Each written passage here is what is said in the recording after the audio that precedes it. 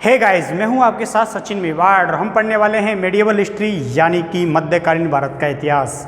और मध्यकालीन भारत के इतिहास में हमारा जो लेक्चर चल रहा था वो चल रहा है मुगल वंश। और मुगल वंश में हमने उसके प्रथम शासक बाबर के बारे में बातें की थी, बाबर और बाबर की सल्तनत के बारे में बात की थी, उसके बचपन को जाना था, उसके दिल्ली पर आक्रमण को जाना था। उसके बाद हमने पानीपत के प्रथम युद्ध के बारे में पढ़ा और आज हम अगले युद्ध यानी कि खानवा के युद्ध के बारे में चर्चा करने वाले हैं। इससे जो पहले का वीडियो था उसमें मैंने खानवा के युद्ध के बारे की जो स्टोरी थी वो आप लोगों को बता दी थी। आज हम उसकी थ्योरी को लिखेंगे और आगे जो युद्ध हुए थे उनके बारे में चर्चा करेंगे और साथ आज बाबर जो है उसके कार्यकाल को भी पूरा करेंगे, क्योंकि पिछले 2 दिन से ही बाबर चल रहा है, आगे के शासक जो हैं वो बैठे हुए हैं। तो बाबर शुरू करते हैं और आज बाबर को फिर युद्ध में ले जाते हैं और घमासान युद्ध कराते हैं। तो चलिए स्टार्ट करते हैं। देखिए कौन सा युद्ध कराने वाले हैं। आज होगा खानवा का युद्ध, ठीक है। कौन सा युद्ध होगा? खानवा का युद्ध होगा। और मैंने आपको बता दिया था कि खानवा जो है वो कहाँ पड़ता है, तो खानवा पड़ता है हमारे यहाँ भरतपुर में, ठीक है। भरतपुर क्षेत्र में आता है खानवा, ठीक।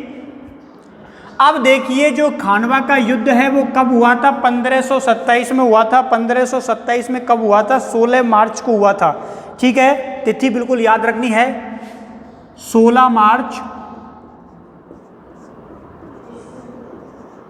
1527 को ये युद्ध हुआ था। युद्ध किस किस के बीच में हुआ था? तो युद्ध मेवाड़ के शासक राणा सांगा और बाबर के बीच में, ठीक है। तो यहाँ पर टाइटल बना दो, सांगा बरस बाबर, ठीक है। सांगा का नाम संग्राम सिंह भी मिल जाता है, तो अपने दिमाग को क्या है कन्फ्यूजन में मत लेके आना कि ये संग्राम सिंह कैसे आ गया। कुछ बच्चे होते हैं अगर एक मात्रा बदल जाए तो उनका पूरा दिमाग बदल जाता है, ठीक है। तो सांगा या संग्राम सिंह दोनों का उल्लेख मिल सकता है, इसलिए अपने दिमाग को सचेत रखना। खानवा का युद्ध कब होता है? 16 मार्च 1527 को होता है, सांगा और बाबर के बीच में होता है, ठीक है। अब देखिए दोनों की जो सेना होती है वो खानवा के मैदान में पहुंच जाती है। इधर से जो सांगा होता है ये अपनी सेना लेकर पहुंच जाता है, लेकिन युद्ध से पहले इनके बीच में जो बातें होती हैं, जो चीज़ें होती हैं वो मैं आपको बताऊंगा। इस युद्ध में कौन सी पद्धति का इस्तेमाल किया गया? तो तुलुगमा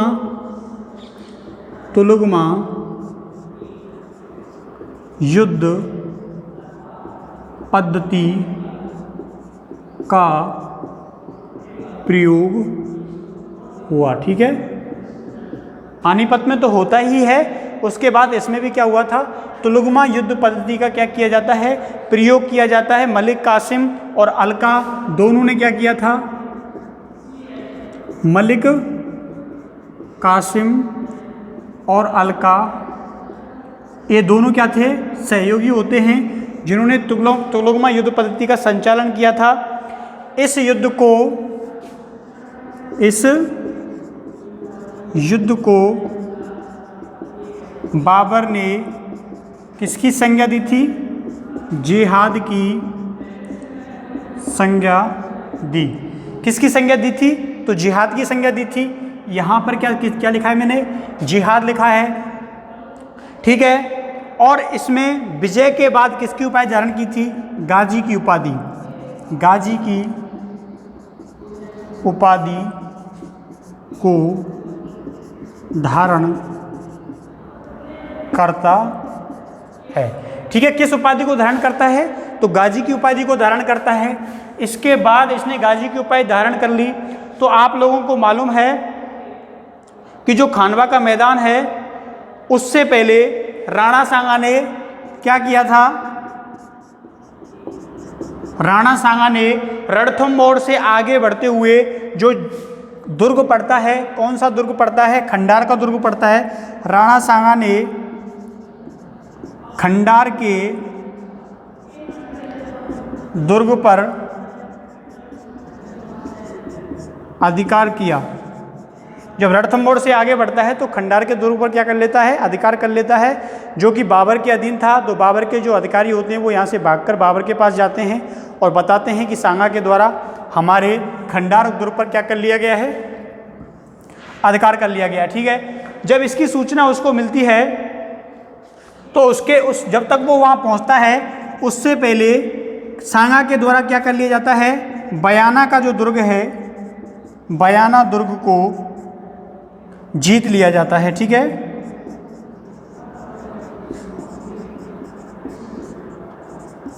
और बयाना दुर्ग को ही आधार बनाकर ये खानवा की ओर बढ़ता है, खानवा के मैदान की ओर बढ़ता है। खानवा के मैदान से पहले जो तैयारी की गई थी वो बयाना के दुर्ग से ही की गई थी। ठीक है, तो इसलिए बयाना के दुर्ग को आधार बनाया जाता है, किसके द्वारा, राणा सांगा के द्वारा। इसके द्वारा जो गलती की गई थी वो एक ये की गई थी कि बयाना को जीतने के बाद इसने तुरंत आक्रमण नहीं किया था और उसका फ़ायदा बाबर ने उठाया। और बाबर क्या करता है, जो इसने समय दिया था 1 महीने का, उसमें वो तैयारी कर लेता है अपनी ठीक ठाक। ठीक है, क्योंकि तुलगमा युद्ध पद्धति को अपनाने के लिए टाइम चाहिए और सांगा उसको टाइम दे देता है। अगर सीधा युद्ध होता, आमने सामने सेना टकराती, तो वो तुलगमा युद्ध पद्धति का इस्तेमाल नहीं कर पाता और ना ही अपने तोपों को ऐसी जगह सेट कर पाता, क्योंकि जो आमने सामने एक साथ युद्ध होता है उसमें इतना टाइम नहीं मिल पाता कि ये सब कुछ कर सकें। ठीक, तो बयाना दुर्ग को जीत लेता है, बयाना दुर्ग को अपना आधार बनाता है और युद्ध की तैयारी करता है। इसके बाद देखिए,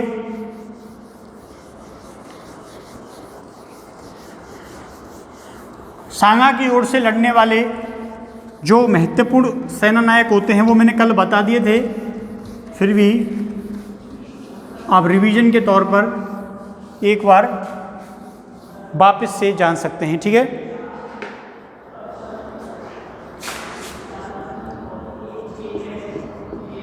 हसन खां मेवाती और महमूद लोदी, ये 2 ऐसे लोग थे। इन्होंने 2 तो महत्वपूर्ण लोग थे, बहुत सारे लोग थे, तो ये 2 ऐसे महत्वपूर्ण लोग थे जिन्होंने क्या किया था, सांगा की ओर से युद्ध लड़ा था। ठीक, किसकी ओर से युद्ध लड़ा था, सांगा की ओर से युद्ध लड़ा था। कौन कौन थे ये, हसन खां मेवाती और ये। क्योंकि ये महमूद लोदी क्यों लड़ रहा था इसकी ओर से, क्योंकि राणा सांगा ने इसको क्या कर लिया था, शासक स्वीकार कर लिया था, कहाँ का, दिल्ली का। और ये कहा था कि अगर ये युद्ध जीत जाएंगे तो बाबर के बाद जो अगला दिल्ली का शासक बनेगा वो महमूद लोदी बनेगा। ठीक है, महमूद लोदी को बाबर दिल्ली का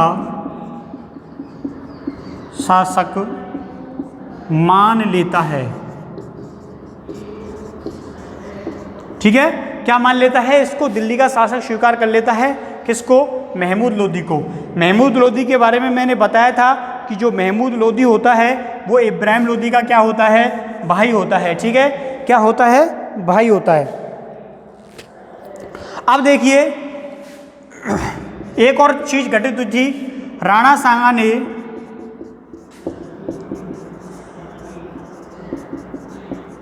युद्ध से पहले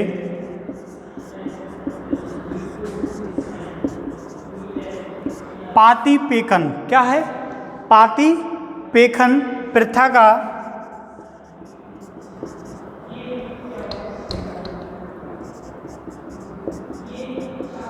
इस्तेमाल किया था।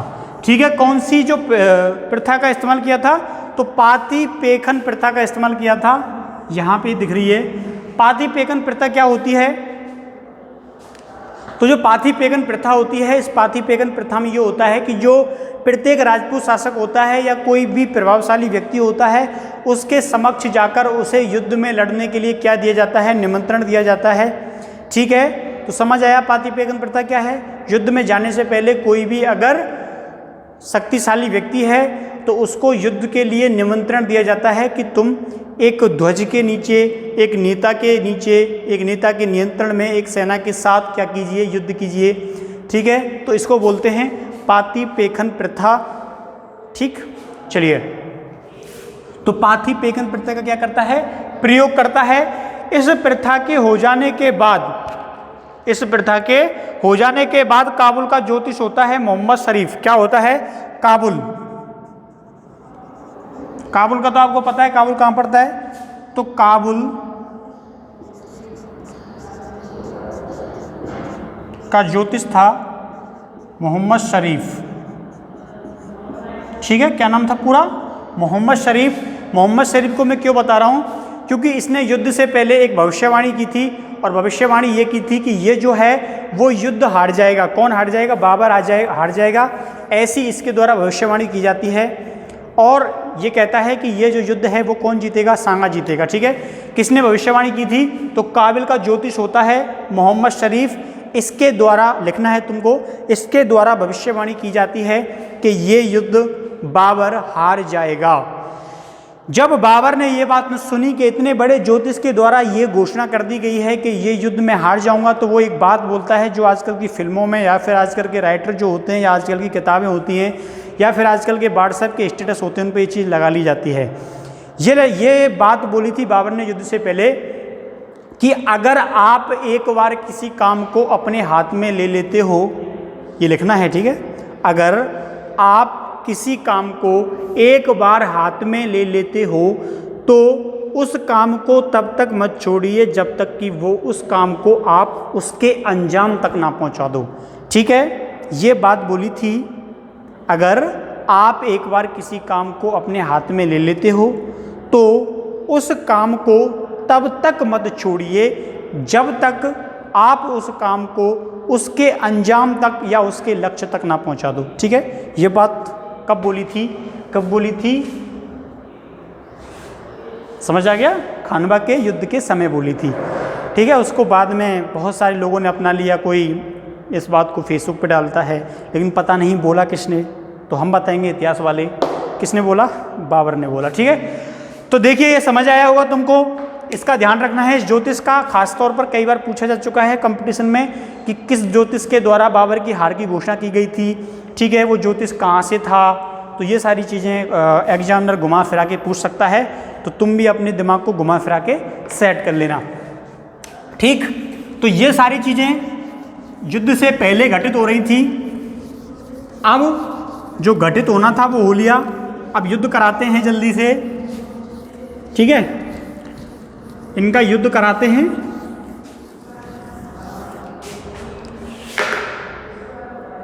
अब देखिए बाबर और राणा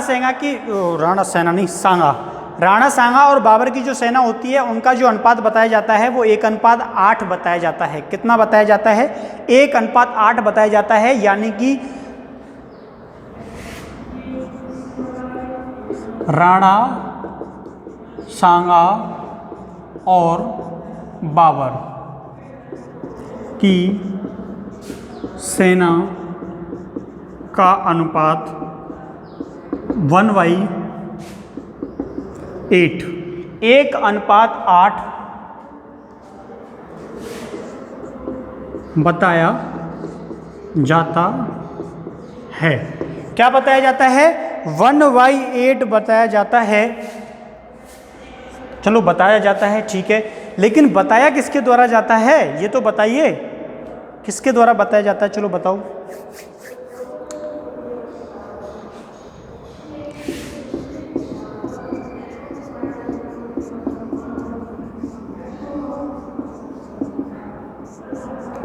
तो इतिहासकार रस ब्रूस विलियम्स के द्वारा यह कहा गया था कि बाबर और सांगा की सेना का अनुपात कितना था? 1/8। अब देखिए जब सेना का अनुपात बता दिया जाता है, ये बताया गया है रस ब्रूस विलियम्स के द्वारा, लेकिन हमारे एक और इतिहासकार रहे हैं आशीर्वाद श्रीवास्तव, उनके द्वारा 1/2 बताया गया है।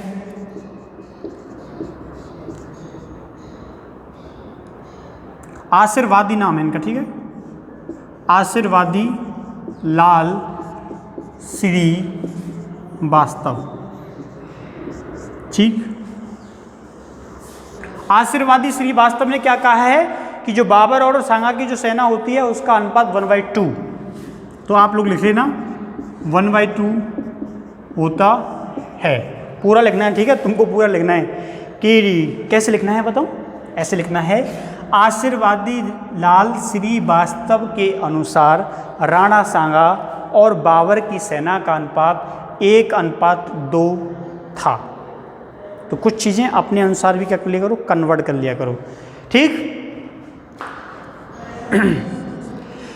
अब देखिए 1/2 क्या बताया है, सेना का अनुपात बताया है। अब देखिए खानवा की सेना की युद्ध का अनुपात विभिन्न शासकों के द्वारा क्या है बता दिया गया है, लेकिन स्वयं जो बाबर होता है उसने अपनी आत्मकथा में बताया है, कल भी बताया था मैंने, आज फिर बता रहा हूं कि राणा सांगा के पास कितनी सेना बताता है, 2 लाख। कितनी बताता है, 2 लाख। तो बाबर कहता है राणा सांगा के पास 2 लाख की सेना थी। कितनी सेना थी, 2 लाख की सेना थी। ठीक है, आपको याद रखना है। तो इसके पास 2 लाख थी तो 1/2 कितना हो गया, उसके पास 1 लाख की सेना थी। ठीक, दैट्स ऑल राइट।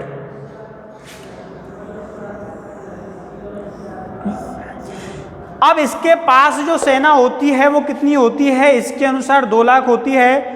अब देखिए कि ये क्या होता है, युद्ध होता है, कब होता है, 16 मार्च को होता है। दोनों के बीच में घमासान युद्ध होता है और बताते हैं, क्या बताते हैं, ये बताते हैं कि ये जो युद्ध है वो कितने टाइम तक चला था, तो पूरे 2 नहीं 20 घंटे। कितने चला था, कितने चला था, 20 घंटे युद्ध चला था। ठीक है, 20 घंटे युद्ध चला। कितने घंटे युद्ध चला था, तो 20 घंटे युद्ध चला था। 20 घंटे युद्ध का मतलब होता है कि बहुत खूंखार युद्ध हुआ होगा। 20 घंटे काफ़ी ज़्यादा घंटे होते हैं, लोग तो हमें 1 घंटा नहीं देते, यहाँ 20 घंटे की बात हो रही है। ठीक है, चलिए, तो 20 घंटे क्या हुआ, युद्ध हुआ। आप लोग किसी से लड़के देखना कितना टाइम लड़ सकते हो, आधा घंटा, 10 मिनट, 15 मिनट, ऐसे नहीं दूर से जैसे लड़ते हैं, मुँह जवानी नहीं, ऐसे लड़ते हैं ना, बिल्कुल शारीरिक रूप से धक्का मुक्की होती है। तो वो वाला युद्ध कितने टाइम चला, 20 घंटे चला। उसमें तलवारबाजी भी हुई, बहुत खतरनाक युद्ध रहा होगा। 20 घंटे काफ़ी ज़्यादा हो जाते हैं। अगर आप मान लीजिए सुबह 10 बजे युद्ध हो रहा है तो शाम के 4-5 बजे तक युद्ध होता था, उसके बाद सूर्यास्त हो जाता, रात में सेना सो जाती, फिर सुबह जगते ही खड़े होकर फिर दोबारा युद्ध शुरू हो जाता। ठीक है, अब देखिए 20 घंटे युद्ध चलता है और युद्ध चलने के बाद जो युद्ध का परिणाम जाता है वो किसके पक्ष में जाता है, बाबर के में। ठीक है, 20 घंटे युद्ध चला और बाबर जो होता है वो इस युद्ध को जीत जाता है। युद्ध के दौरान एक महत्वपूर्ण घटना घटित ये होती है, यहाँ पर सांगा की जो सबसे बड़ी गलती मैं मानता हूँ वो ये मानता हूँ कि इसने स्वयं को युद्ध में झोंक दिया था, बल्कि बाबर जो था वो युद्ध मैदान से काफ़ी दूर खड़े होकर युद्ध को देख रहा था, वो स्वयं युद्ध में अपने आप को नहीं झोंक रहा था। और ये एक लीडर की पहचान होती है, हमेशा लास्ट की स्थिति तक बना रहना।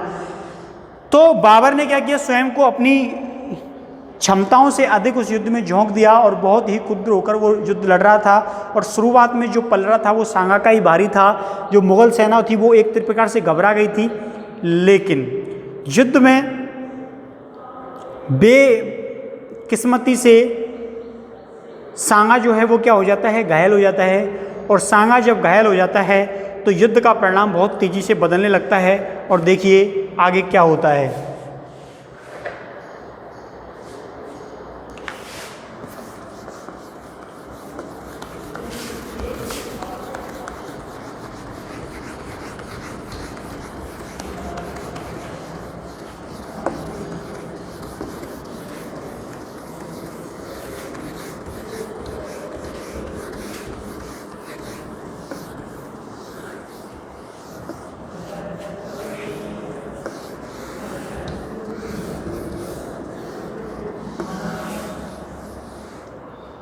देखिए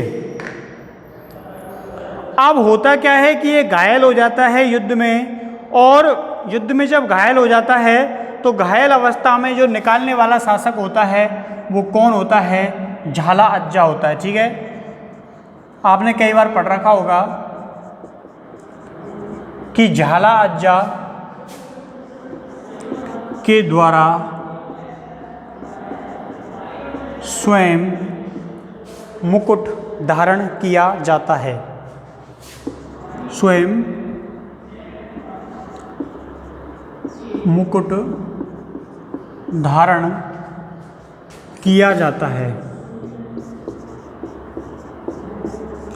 ठीक है। राणा सांगा क्या हो गया था, घायल हो गया था, और जब ये घायल हो गया तो उसका घायल अवस्था में जो निकालने का काम करता है वो कौन करता है, कौन करता है, यहाँ पे देखो झाला आज्जा करता है। ठीक है, झाला आज्जा इसको निकाल देता है युद्ध मैदान से और स्वयं उसकी जगह क्या होता है, सवार हो जाता है और स्वयं क्या करने लगता है, युद्ध करने लगता है, युद्ध का कार्यभार स्वयं संभाल लेता है। और इस समय आमेर के शासक पृथ्वीराज कछवा, ठीक है, कहाँ के शासक, आमेर के शासक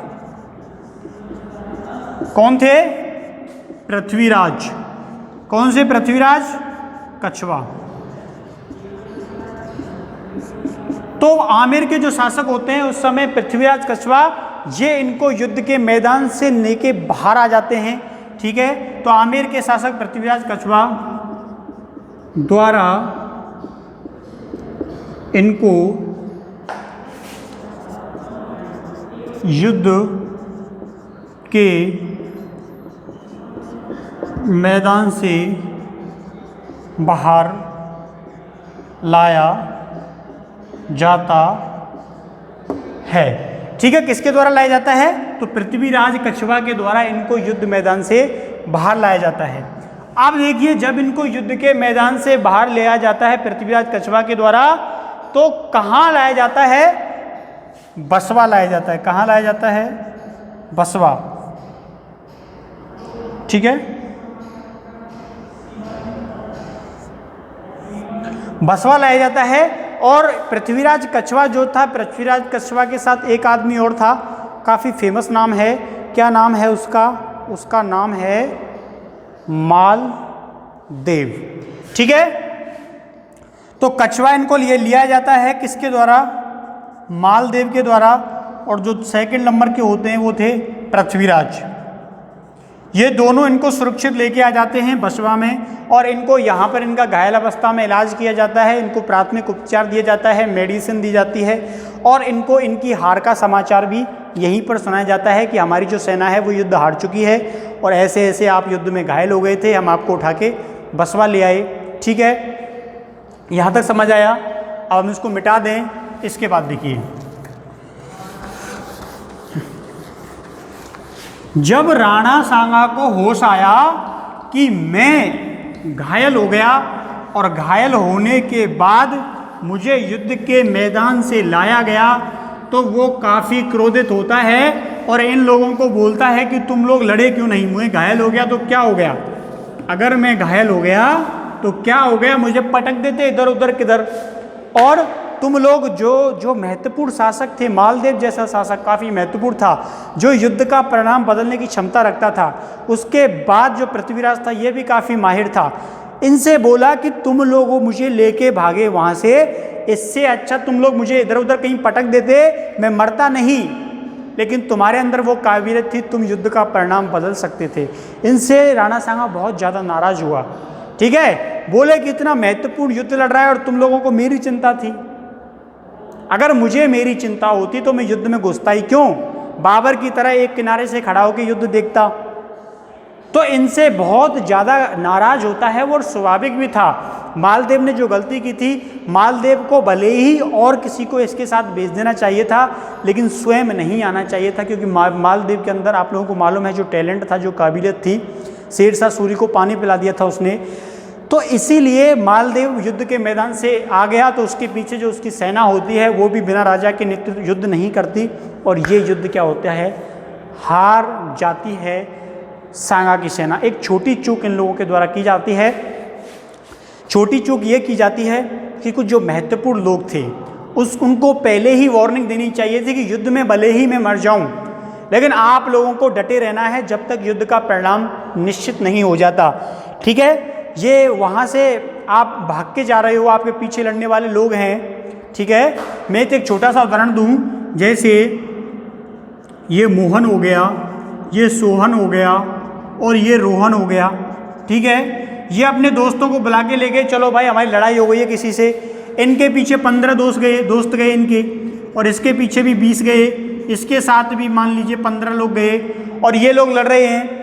तो इनमें से क्या हुआ, किसी ने डंडा मार दिया सोहन के सर पे, इसका सर फूट गया, तो इसको छोड़ने फिर ये दूसरा रोहन सोहन हो गया। ठीक है, तो ये रोहन चला गया, तो ये इसको छोड़ने आ गया, कहाँ पे, हॉस्पिटल आ गया। ठीक है, कहाँ पे आ जाता है, तो ये हॉस्पिटल आ जाता है। और जब ये हॉस्पिटल, ये दोनों आ जाते हैं यहाँ से, कौन आ जाते हैं, ये दोनों यहाँ से आ जाते हैं, कहाँ पे, हॉस्पिटल पे। तो इनके साथ जो लोग होते हैं पीछे, 20 से 15 ये, 20 ये, 15 ये, तो ये मोहन के नेतृत्व में नहीं लड़ेंगे, क्योंकि वो उसको जानते ही नहीं वो कौन है। ठीक है, तो ये भी निष्क्रिय हो जाएंगे, और जो सामने वाले भले ही 30-35 लोग थे, ये इन 15 को दबोच लेंगे आराम से।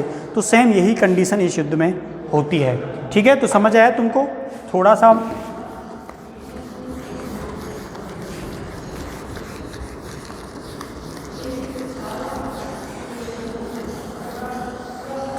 चलिए, जो भी रहा, युद्ध का परिणाम ये रहा कि इस युद्ध में हार जाता है।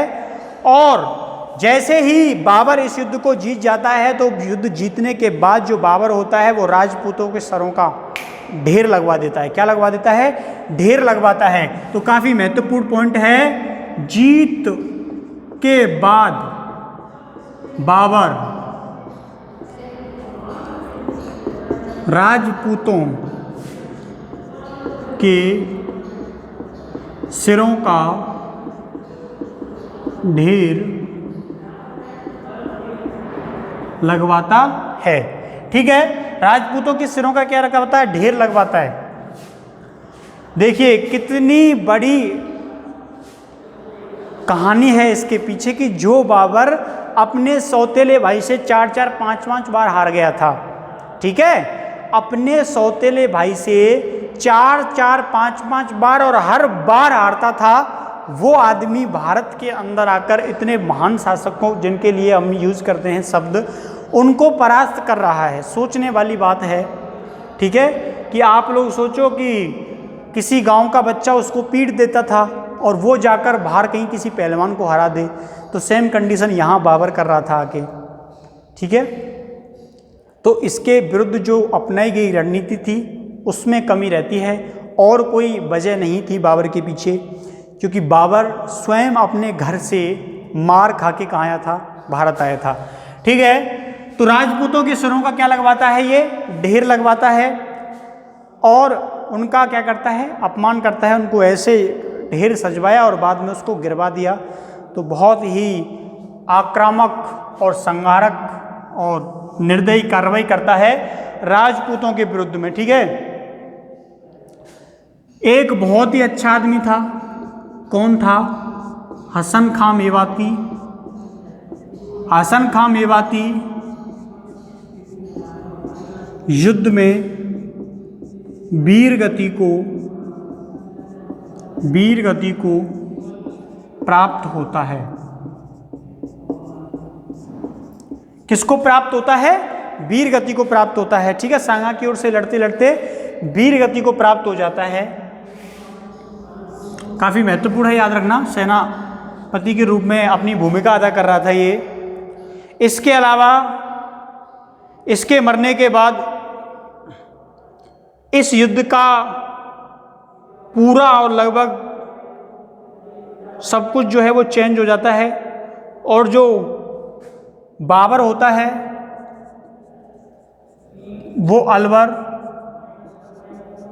और मेवात क्षेत्र पर कब्जा कर लेता है, कब्जा कर लेता है। ठीक है, जो मेवात क्षेत्र है, जो अलवर वाला क्षेत्र है, इस पर क्या कर लेता है, अपना कब्जा कर लेता है, और इन क्षेत्रों को दिल्ली के अधीन बना लेता है। ठीक है, कौन कौन से क्षेत्र थे, अलवर, मेवात, यानी कि जो नगर वाला क्षेत्र है, ये क्षेत्र दिल्ली में क्या हो जाता है, शामिल हो जाता है। इसके अलावा तिजारा को भी शामिल कर लेता है। ठीक है, तो ये मैंने आपको बताए थे खानवा के युद्ध के परिणाम, खानवा के युद्ध में क्या क्या हुआ, क्या क्या चीज़ें घटित हुई, क्यों हारे। तो बिल्कुल क्लियर हो गया होगा खानवा का युद्ध। अगर किसी को कोई डाउट है, कोई समस्या है, तो मुझसे आप लोग पूछ सकते हो। तो देखिए, इसके बाद एक छोटा सा युद्ध और होता है। उस छोटे से युद्ध को जानते हैं, कौन सा युद्ध होता है।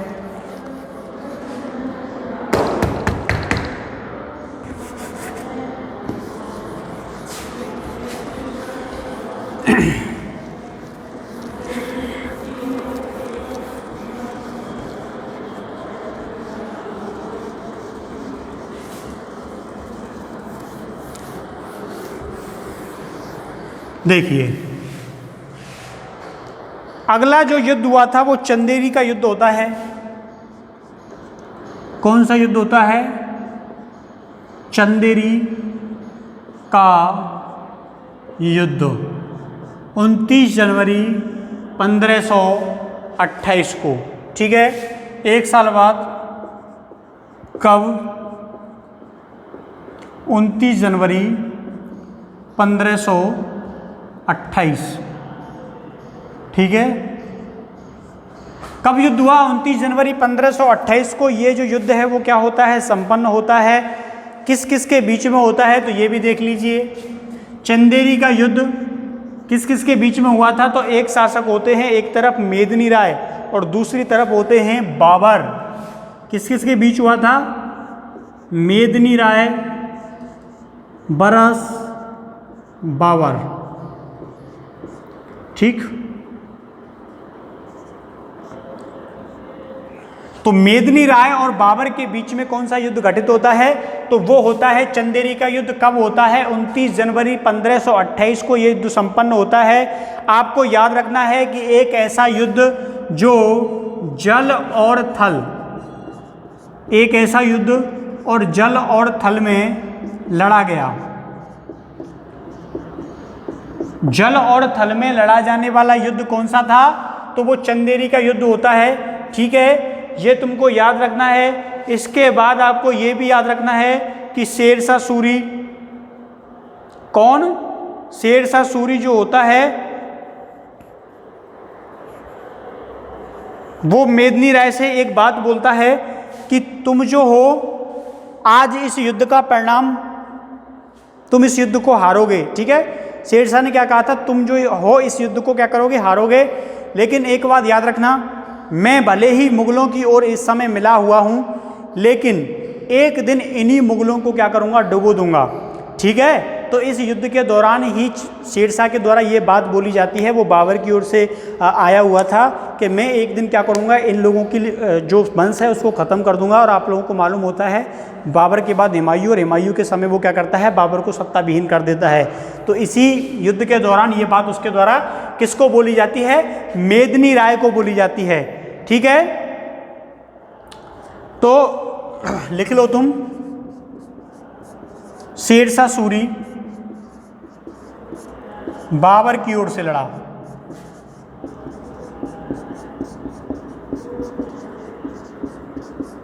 ठीक है, किसकी ओर से लड़ा था? बाबर की ओर से लड़ा था। कौन लड़ा था? शेरशाह सूरी। जो मेदिनी राय होता है इसको जानता है पहले से ही बाबर, उसको शेरशाह सूरी को, और युद्ध स्थल पर बोलता है कि ये क्या चल रहा है? तुम तो बोलते हो कि मैं इसका कटु शत्रु हूं और अब इसी की ओर से युद्ध लड़ रहे हो। तो बोलते हैं कि मौके को बुराने के लिए कुछ ना कुछ करना पड़ता है। मैं आज अपने आंतरिक शत्रु, ठीक है, बाबर को नहीं पता था इसके मन में क्या चल रहा है, क्योंकि जो मन की बातें होती है वो सबको थोड़ी पता होती हैं। मन की बात तो आप जानते हो किसको पता होती है। तो शेरशाह सूरी जो होता है ये युद्ध स्थान पर बोलता है, देख भाई क्या मेदिनी राय, मैं भले ही इस समय बाबर की ओर से लड़ रहा हूँ, लेकिन एक दिन तू देख लेना, मैं इसका भी क्या कर दूंगा? सब कुछ खत्म कर दूंगा। ठीक है, तो ये पॉइंट आपको ज़्यादा महत्वपूर्ण है, याद रखना है। ठीक है, तो इस युद्ध में कुछ नहीं होता, नथिंग इज एल्स। मेदिनी राय युद्ध को हार जाता है और बाबर जो है वो इस युद्ध को जीत जाता है। ठीक है, इतनी ही जानकारी तुमको रखनी है। एक लाइन और डाल लेना कि मेदिनी राय इस युद्ध में परास्त होता है। ठीक है, अब देखिए क्या, देखिए मैंने यहां पे शायद एक लाइन लिखाई ना, एक वो लाइन लिखा दी, वो जल थल पर लड़ जाना वाला युद्ध, तो उसको मिस कर देना, उसको हटा देना। वो घाघरा के युद्ध में होती है। ठीक है, उसको सही कर लेना बिल्कुल। अब भी वो लाइन मुझे लिखानी है इस वाले युद्ध में जो मैं अब कराने वाला हूं। ठीक, तो यहां पे लिख लेना घाघरा।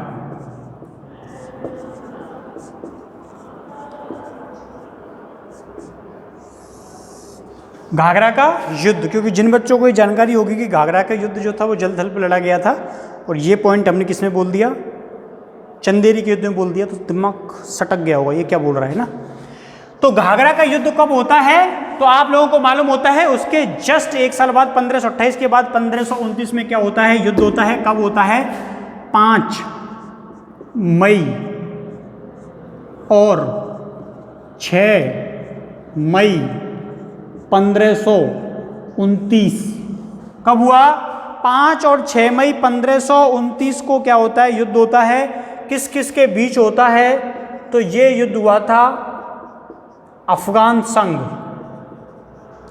बरस बाबर। ठीक है, किस किस के युद्ध हुआ था? विरुद्ध हुआ था, तो अफगान संघ और बाबर के बीच में हुआ था। तो यहां पे लिख लेना है कि अफगान संघ के नेता कौन कौन थे। क्या लिख लेना है कि जो अफगान संघ बना था इसमें कौन कौन शामिल थे? तो आप लोगों को लिखना है, एक तो वही था कौन? शेरशाह सूरी, नुसरत जहां,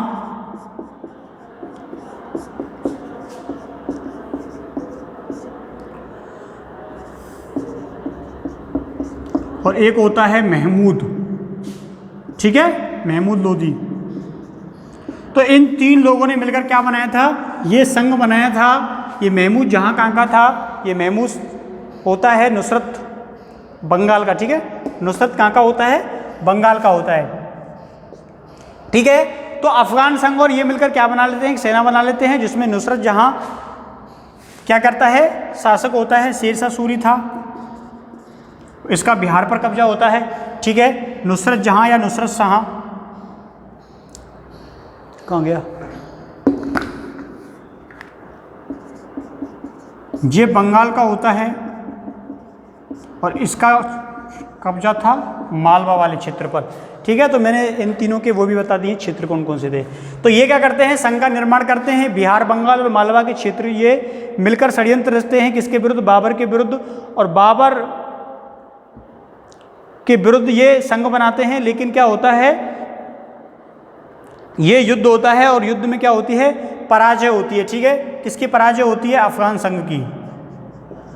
अफगान संघ की क्या होती है? इस युद्ध में हार होती है। और हार के बाद एक प्रकार से इनके बीच में कोई खास निर्णय नहीं निकल पाता। तो उसके बाद क्या करता है? जो बाबर होता है वो इनकी नियुक्ति अपने क्षेत्र में कर देता है। ठीक है, क्योंकि ये जो अफगान के लोग होते हैं इनको क्या बोलता था? अविश्वसनीय बोलता था। क्या बोलता था? इन लोगों को अविश्वसनीय बोलता था। कौन? बाबर। कि जो अफगान के लोग हैं वो क्या है? अविश्वसनीय हैं। इनके लड़ने का तरीका जो है वो अविश्वसनीय है। ठीक है, तो बाबर इनको क्या बोलता था? अविश्वसनीय। ठीक है, तो ये पूरा कर लेना तुम कि बाबर अफगान के लोगों को अविश्वसनीय बोलता था। इसके बाद जो बाबर होता है इसकी मृत्यु हो जाती है। कब हो जाती है? मृत्यु इसके नीचे लिख लेना। बाबर की मृत्यु कब हुई? 26 दिसंबर 1530 को इसकी मृत्यु हो जाती है। इसकी मृत्यु के पीछे जो लॉजिक दिया जाता है वो लॉजिक ये दिया जाता है कि इसकी जो मृत्यु होती है वो बीमारी से होती है। ठीक है, और कुछ लोग ये बोलते हैं कि इसकी जो मृत्यु है वो जहर देने से हो गई थी। किससे हो गई थी? जहर देने से हो गई थी। ठीक है, तो दोनों ही पॉइंट आपको क्या रखने हैं? याद रखने हैं। बताते हैं कि इब्राहिम लोदी की जो माँ होती है इसको जहर दे देती है। कौन बताता है? किसके द्वारा ये जानकारी मिलती है? तो गुलबदन बेगम के ग्रंथ से इस बारे में जो उनके द्वारा लिखे थे उसके द्वारा उसमें इस चीज़ का क्या किया गया है? उल्लेख किया गया है। तो आप लोगों को 3 युद्ध उम्मीद है समझ आए होंगे। पूरी डेट पूरी डिटेल्स हमने बताई हैं। अगर इसके बाद भी तुम्हारे मन में कोई कन्फ्यूजन पैदा होता है, कोई भी बात आती है, कोई भी स्थिति बनती है तो आप कमेंट्स करके मुझसे सीधा पूछ सकते हैं। तो कल से हम हुमायूं के बारे में चर्चा करेंगे और हुमायूं की विस्तृत जानकारी लेंगे और जानेंगे हुमायूं से संबंधित एक एक पॉइंट। तो इस वीडियो को यहीं ख़त्म करते हैं। मिलते हैं कल यानी कि नेक्स्ट वीडियो में। तब तक के लिए